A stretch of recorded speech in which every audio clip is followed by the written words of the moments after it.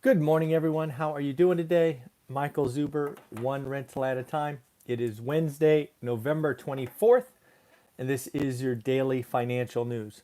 Real quick, let's congratulate someone who got some deals done.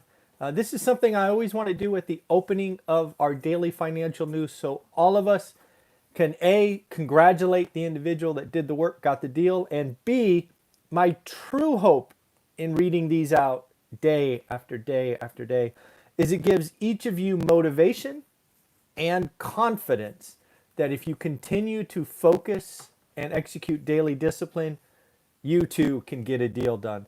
So this particular deal happens to come from Lawrence. Lawrence was able to put together six homes into a portfolio loan, leveraging Stephen Dow. And I'm actually working with Lawrence to see if we can't get him on the channel, because who would not want to hear about a six home portfolio deal? I know I do. But here we go. Lawrence, congratulations. Lawrence, congratulations. And yes, folks, I will read off six in a row. Lawrence, congratulations. Lawrence, congratulations. Lawrence, congratulations. And one more time, Lawrence, congratulations, folks. If you're watching one rental at a time, I love this because you will support each other. You will wish each other well. When other people win, it does not mean you lose. So let's celebrate their success. Let's keep doing focus and daily discipline, and we will move on from there. So real quick, I hope Jerome Powell and the Federal Reserves got their coffee this morning. They need to wake up. They need to taper faster because we had something happen this morning that hasn't happened since 1969. Yes, folks, the last time weekly jobless claims were under 200,000 was November 15th, 1969. Yeah, we came in at 199,000 jobless claims. The estimate was for 260. Remember that pre-pandemic we were like 230 to 240. So Powell,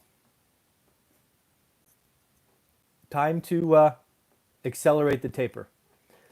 You are now, without question, causing inflation to grab hold, and you're probably late already. But we can't undo decisions that have already been made. So be careful. A couple other things came out this morning. Durable goods fell 5%, 0.5%, actually below expectations. Consumer spending was up 1.3% in September. Q2 GDP was revised to 2.1 from 2%. Again, do you really have 2% GDP growth when you have 5% inflation? This is the whole nominal versus adjusted. Really, the economy is not as strong as many people want it to be, but it is interesting. The reason I can say that is because I got the latest breakdown of inflation. Again, remember the CPI was at 6.2, I believe, in the last report. Rent equivalent was only showing 3.5% increase. And the last report from apartments.com, actual rent increase is 16%. So if you want to argue about lumber or maybe gas or something like that, go ahead. But you are missing the boat. It is food, it is gas, it is shelter. All this other stuff that people are trying to distract you from it's just that. It's a distraction. If you need proof that inflation is not transitory, I ask you to look at the dollar store. The dollar store is gone. It no longer exists. It is now the $1.25 store. Now, you may look at that and say, what's the big deal? It's only a quarter. Well, in reality, folks, that is a 25% bump. There are people in our country that shop at the dollar store because it's a dollar. This isn't your, hey, let's go buy a toy or a trick. There are people that leverage the dollar stores for their daily needs. So a 25% bump in price. Inflation is a tax. It crushes the poor. I wish more people would understand that. We had some pretty atrocious earnings yesterday in the retail sector. I don't know if you saw these, but Gap is down probably 20% this morning. I hope none of you own Gap. They had really two problems. They had top line issues where they're basically saying, "Hey, we're missing inventory. Inventory is not in the stores, and thus we can't sell it." Right? Consumer demand is there, but they don't have the stuff on the shelves. They estimate that cost them $500 million. Not having stock, $500 million. Next up, the CEO approves air freight. Remember, I told you this was coming.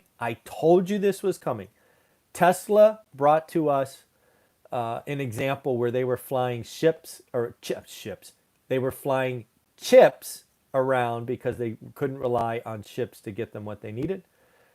Tesla is a little different, right? Their average sticker price is what, 45 grand, something like that, 50. What's Gap's average shirt?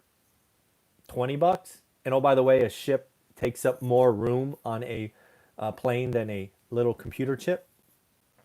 So the Gap CEO approved $500 million, or again, $500 million in air freight, all to make sure they had supply for the quarter we are in right now. So they had a $500 million miss on the top line and an extra $500 million in expenses on the bottom line. Ooh, and your forecast for the quarter is not great. That CEO's got some explaining to do. Not to be outdone, Nordstrom's had an atrocious quarter. Last I saw, they were down 25%. Man, I hope none of you own Nordstrom's. Again, they targeted the standard stuff: rising labor costs, lower inventory, and actually they highlighted women's clothes and women's shoes as a particular sore point in their quarter. So, not good. And let me just remind you what I think is coming, because I've told you all this is coming. They are going to have the supplies that they have. There will be no discounting in the quarter. And then wham, Q1, Q2, once this all unlocks, you are going to be able to get amazing deals at your favorite retailer, because they've already ordered the goods a la Gap. They just don't know where they are. Or they probably know where they are, but they can't get them. Guess what? When that stuff shows up, they are going to have sales beyond all sales. Man, we should move Christmas to like March 1st or something, because, yeah, it's pretty crazy. Surprise, surprise, surprise. I'm right again. Remember when I told you that when mortgage rates go up a little bit, it actually pulls forward demand? And all these other people are telling you that when rates go up, prices crash 10%. Remember that nonsense that I've battled for months on end? Well, mortgage demand is up the third week in a row, right when interest rates, and this is mortgage demand to purchase. Yes, folks, rates rising slowly pulls demand forward because mom and dad don't want to miss buying their home. They're like, honey, it's extra $17 a month. It's an extra $37. Let's go. I told you it was coming.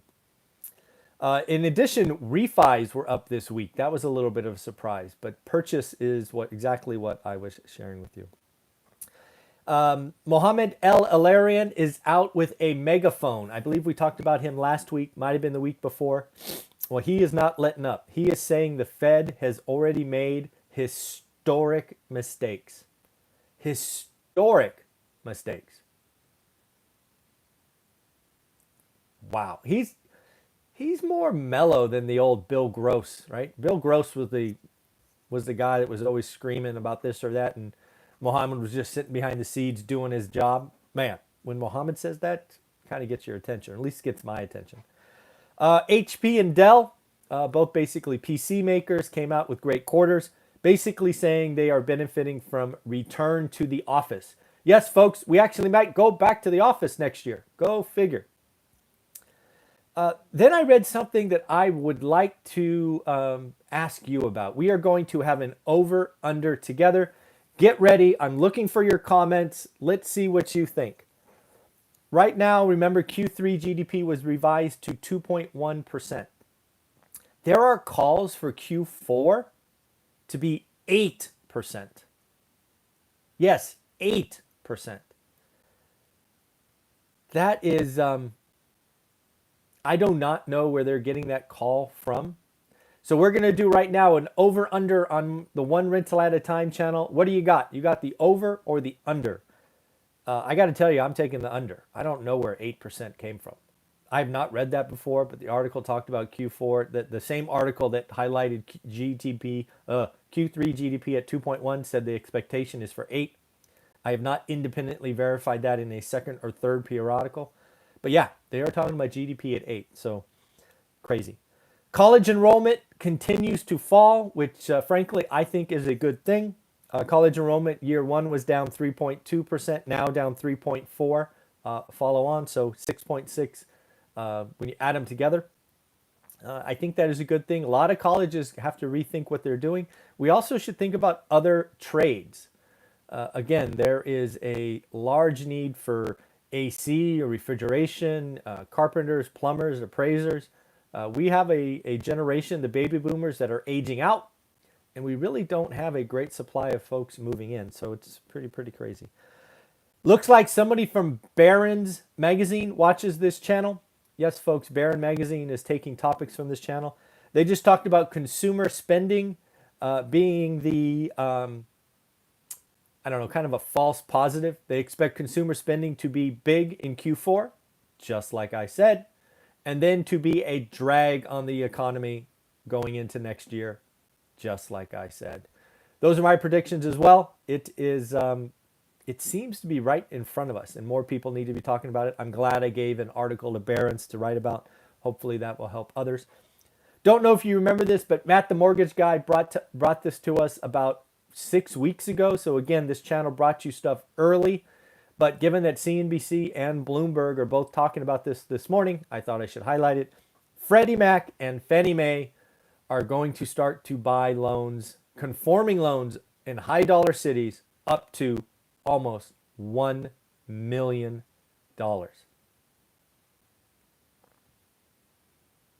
Yep, $1 million conventional loans bought as we roll into 2022. Pretty crazy. So folks, I'm all about helping you. I'm all about helping you get your deals. If you are new to the channel or new to real estate investing, I strongly suggest you see a video I did earlier in the week. I think the title starts with Sunday service. It is an hour long, and you will need to watch it all. But I want you to watch that, and then I want you to tell me in this video or that one, what is your buy box? The path to financial freedom with real estate is very simple. It is made up of focus and daily discipline. Most people that I help and mentor and follow me need that kind of daily drum beat. I'm here for you. The course is amazing. It is going up. Thousands of people are doing it and doing deals. You want to get a little taste of what's inside the course. Again, the video you must watch is called Sunday Service. The thumbnail says focus and daily discipline. I want to hear from you. What is your buy box and how many active listings are in it? If you don't know what I'm talking about, it's because you haven't watched the video. Focus and daily discipline. I can help you find a good or great deal if you do the work. The video with Cody and I on Sunday, I guess Sunday service, it was on Sunday. Actually, the second deal we looked at in his market, not a bad deal, 10% in Phoenix, given the numbers that Cody brought us. If you don't know what I'm talking about, you need to watch the video. I can't help you. If you aren't willing to do the work,